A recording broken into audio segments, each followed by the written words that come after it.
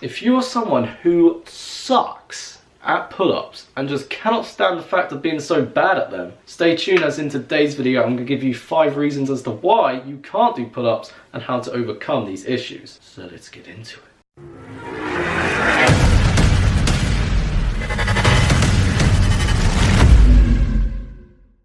Right, now before I get into the video, I just want to say, if this is your first time here on this channel, you're new to calisthenics and bodyweight training, and want to build lean muscle mass with simply your body weight at home, remember to subscribe to the channel and turn on post notifications, because the videos I make on this channel are specifically for people like you, my friend. And please, please, please, please do not be disheartened if you find you're making 1, 2 or even 3 of these errors within the pull-up, because a year ago from now I was making all 5 of these mistakes. So the first reason as to why you can't do pull-ups is because the scapula is not retracted. So what happens when you try and pull up and down with your body weight without the scapula actually being engaged is that as you pull up, you're going to shift more of your body weight forwards and you're going to lean forwards, and so as a consequence your biceps and forearms are going to take more of the load as opposed to your back and lats.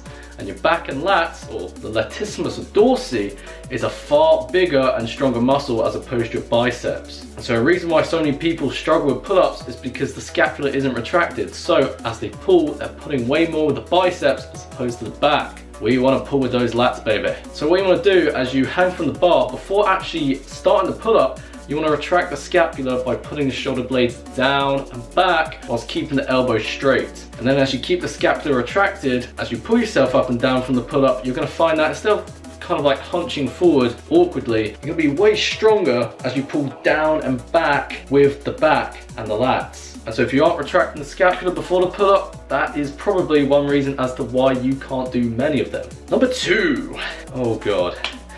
This one kind of gives me nightmares. Trying to make the pull-up easier. Now what I mean by trying to make the pull-up easier is the standard half repping, kipping, using excessive momentum, making it seem as if you're making more progress subjectively, but in reality, you're heading the complete opposite direction, my friend. Bad form leads to bad habits. If you're continuously performing the pull-up with poor form and poor technique, that is how you stay in Plateau City for months. And how do I know exactly?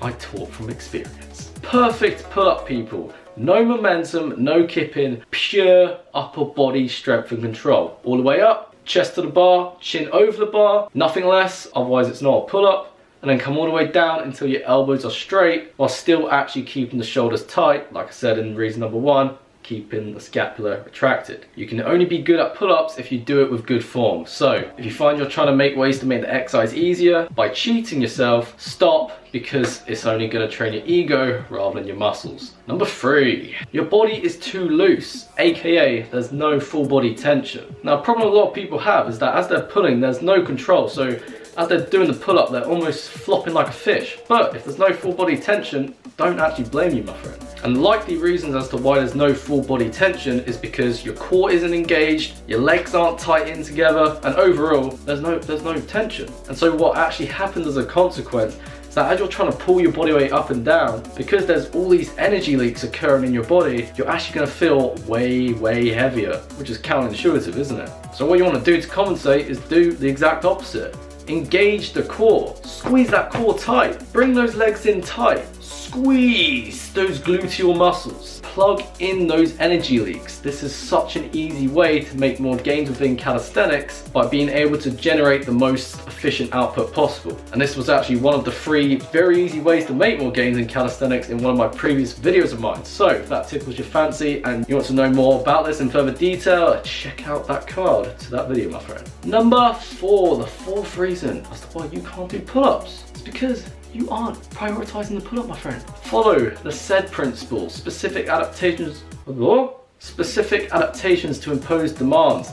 Strength is a skill. If you want to get good at the pull-up, you have to do it often and you have to give it a priority. For me, when I used to go to the gym, I would do pull-ups once or twice a week and do it somewhere in the middle of my workout. No wonder I was making little to no progress. If you want to get good at the pull-up, you have to train it with frequency. I'm talking 3 times a week.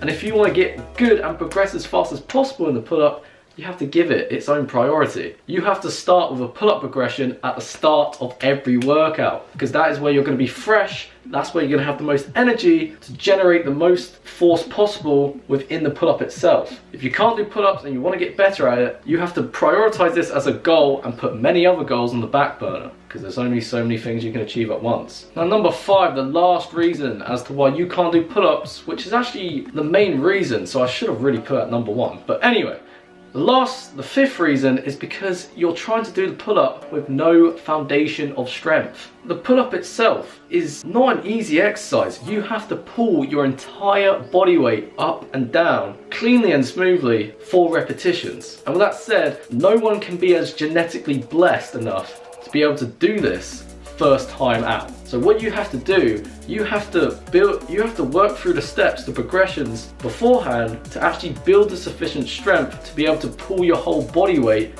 unassisted. And this is going to take months of dedication and consistency in order to build that solid foundation. It's like building a house. Don't try and fit the roof if you haven't even got the bricks and cement in check.